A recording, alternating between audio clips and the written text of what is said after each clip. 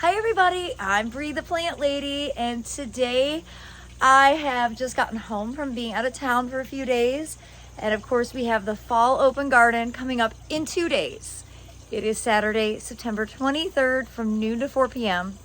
Of course, in typical Bree style, we desperately need rain. The only day in the forecast with rain is Saturday. It's now 70%.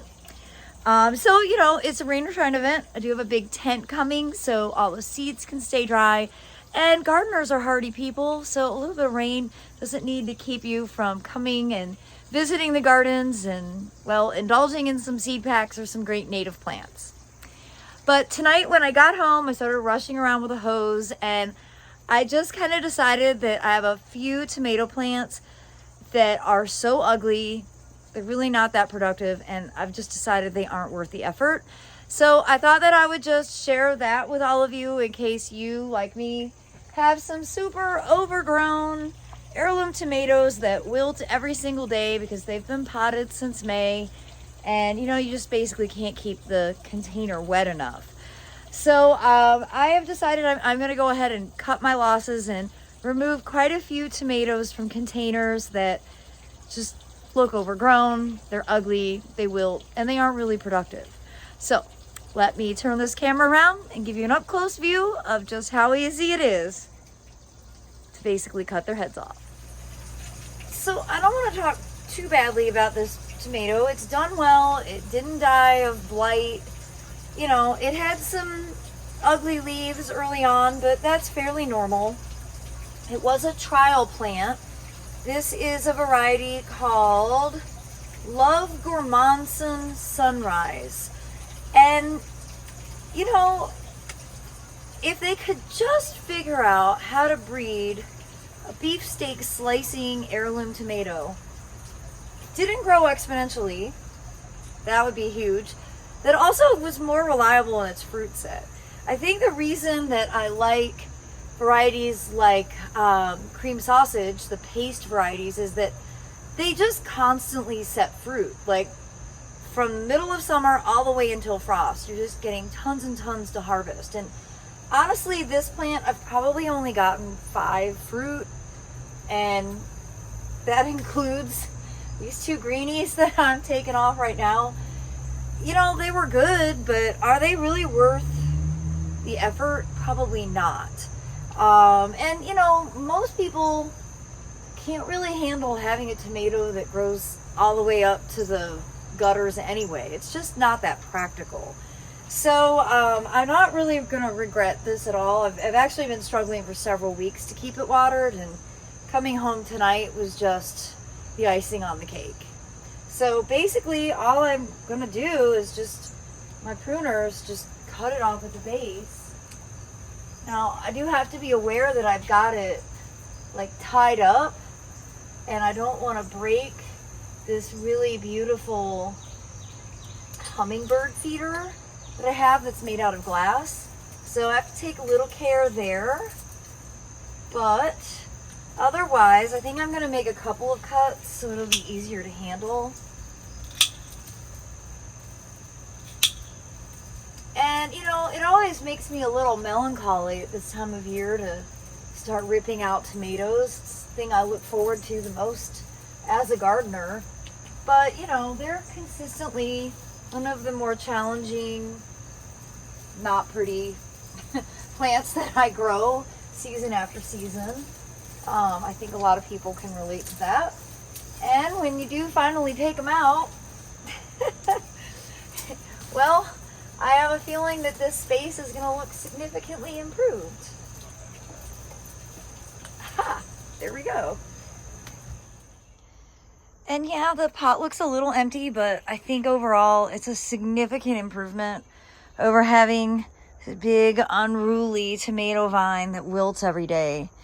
I can always just overseed with some cool season greens, things like lettuce or spinach or kale. For now, I'm just going to let it be. It has a dahlia, the savola, and a pepper in it still. And with any luck, now that it doesn't have the competition of the tomato, these other plants will do significantly better. And here you can see I've got 2 tomatoes And they're producing a lot, but the fruit are really not great. And that's mostly because of insects. Stink bugs and stuff have really been destroying the quality of fruit. And you know, this is part of why I like doing mixed containers, because I can cut these tomatoes out and these pots are still gonna look full. Frankly, they're gonna look a whole lot better.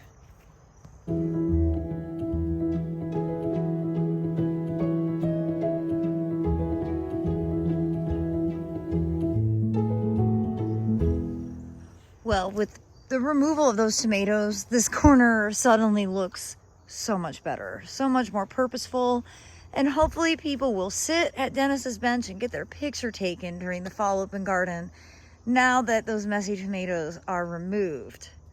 But not removing all the tomatoes, so let me show you some others that are growing in pots that are enormous that I think look good enough to be able to continue to grow. Well, there is no questioning that location is everything. And unlike the tomato on my back patio or those over at Dennis's bench, these tomatoes, which are enormous, growing all the way to the roof, get shade by 2 in the afternoon. It's because they are on this east-facing patio.